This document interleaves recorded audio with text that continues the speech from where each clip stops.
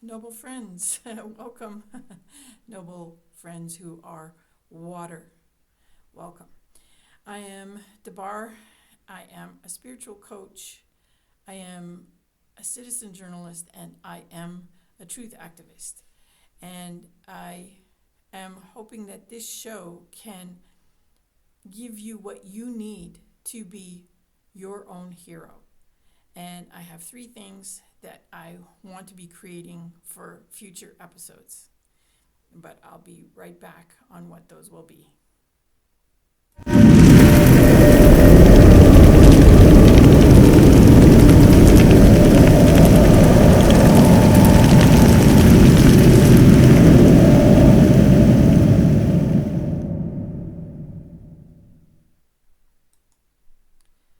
Okay.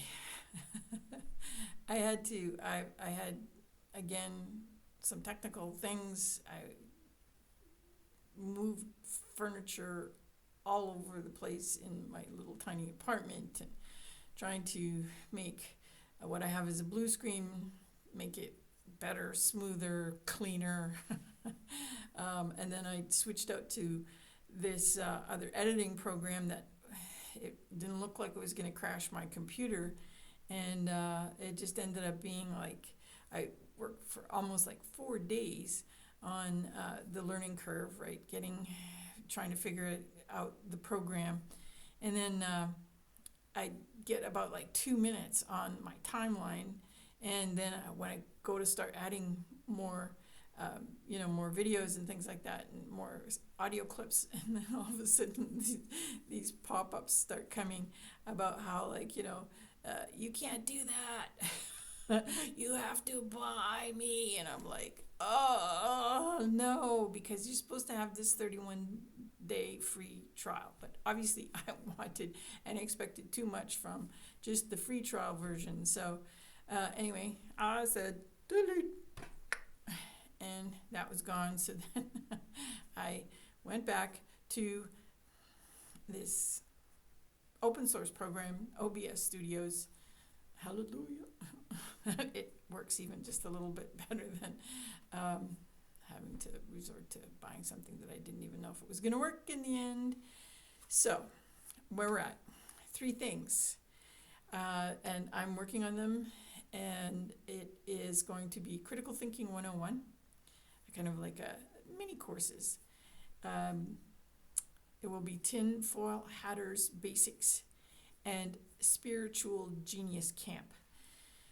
And what I understand we need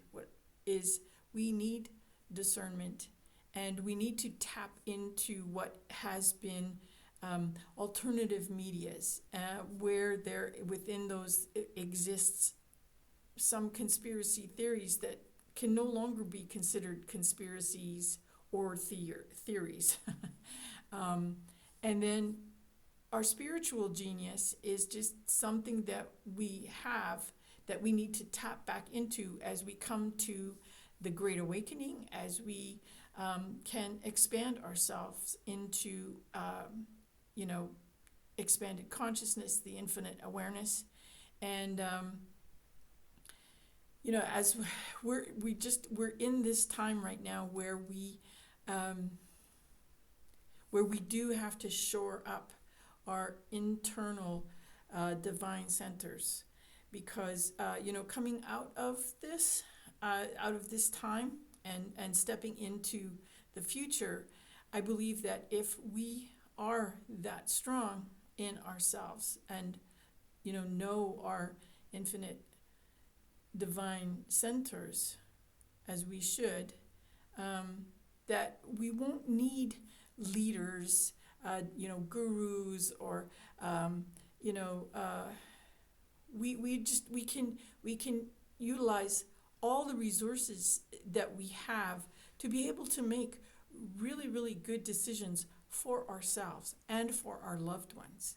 And there is been an agenda, and it's coming out, and that's part of what I feel is important for those of you who aren't there yet, to hopefully get as many of us as we can on the same page, right? And sort of having the same starting point, so that when it does come time to make some really important decisions for us for the future, that we know that it's coming from that place of light and love, right?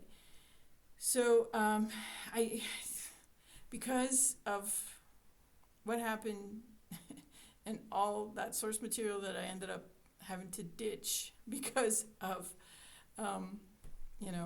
giving up on that other editing program, I don't want to keep this too long, but what I wanted to ensure was that I was, there and present every week with a fresh, with some fresh content to just like not let you forget me.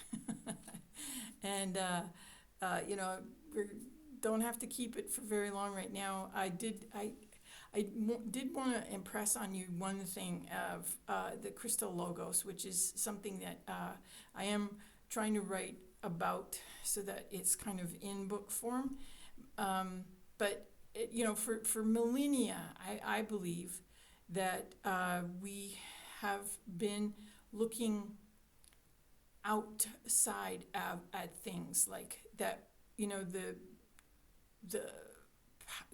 more powerful people, and I think all of us though have been sort of more externalized in that way, right? That we've been, it's like the love of power, it's the love of strength, the love of wisdom, the love of intelligence, the love of life, the love of substance, and the love of God. But that's been like, it was inverted, and I believe Earth was always, in the beginning, before everything changed and inverted itself, Earth was love. Earth was this place of love. And the great inversion will be when we can see the wisdom of love, the power of love, the strength of love, the intelligence of love, the God of love, the substance of love, and the life of love. And for me, that was a combination of kind of like crystals and Christ consciousness, but crystals was something that you could carry with you because we have this thing called the body, right? But the crystals were something that Mother Earth gifts us, right? She gifts us with all of these different sort of meanings and messages and strengths and things that these crystals give us, right? But that they were also our connection to Earth, because we can't always be in that one place, especially now the way urban life is. We're oftentimes separated, and especially now with self-isolation, it's becoming that much more harder for us to really be connected, even with each other, especially with each other. And there's more to crystals, right? But I'm actually not an expert on that part. I just know I like my crystals a lot. But I also believe very, very strongly in the Christ consciousness. And, it doesn't matter about what kind of religion you are. Ultimately, it will be that we don't need to be led because we know how to be stewards of the earth. We know how to be stewards of, ourselves and for our loved ones. And when I was a kid, I loved Star Trek. I don't know why, because I love science and science fiction-y things, and the idea of going out into the universe, and discovering these things was just an amazing thought to me. But the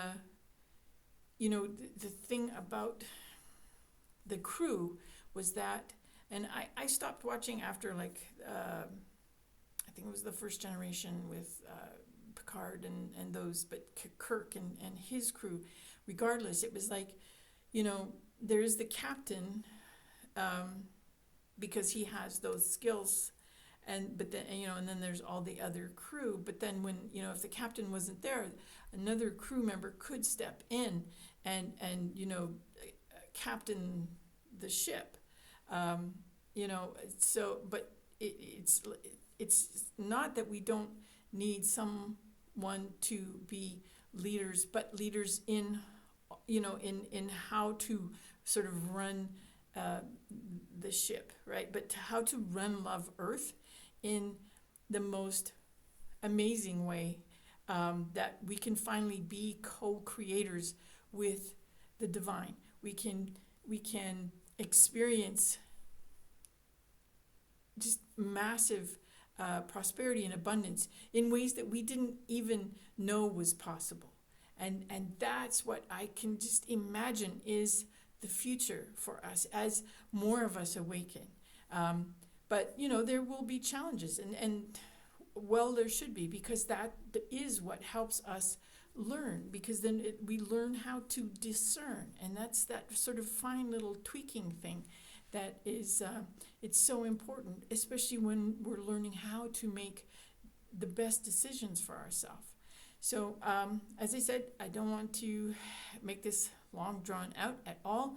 I will be putting together those sort of like 3 little mini courses, kind of like that are just continuations and continuations, and just leaving room for the Love Earth channel to evolve into the thing that works best for giving you what you need, with what I've learned and what I've gained in my life in terms of experience and in terms of knowledge and stuff like that.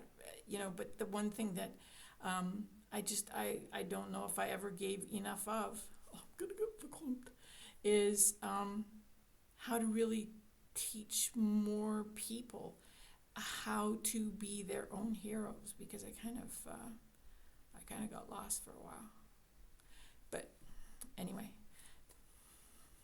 let this rest of this week, until we meet again, be peace, be love, be grace, be all the things that you need to build your divine, beautiful, wonderful love light that is inside of you, my friends who are water. Until next week, all my relations. Bye. Love, love.